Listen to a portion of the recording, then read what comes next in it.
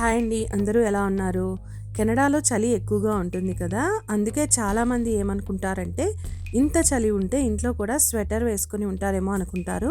కానీ నిజానికి అలా కాదండి. ఇక్కడ చాలా ఇళ్లలో బిల్ట్ ఇన్ హీటర్స్ ఉంటాయి. ఇదిగో కనిపిస్తుంది కదా! అక్కడ కింద గ్యాప్ లాగా. అక్కడ మనకి వేడి గాలి వస్తూ ఉంటుందనమాట. ఇవి అపార్ట్మెంట్ కన్‌స్ట్రక్షన్ లోపలే ఉంటాయన్నమాట. హౌస్ మొత్తం ఉంటుంది. కొంతమందికి పైనొస్తాయి.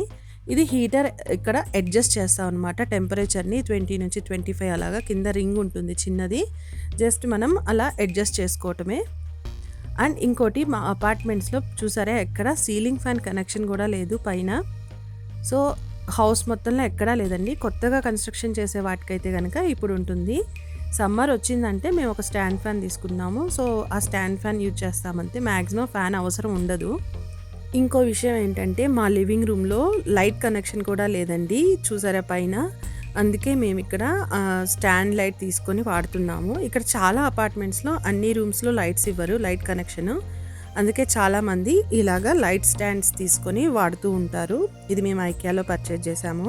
ఈ వీడియో మీకు నచ్చినట్లయితే please like, share and subscribe.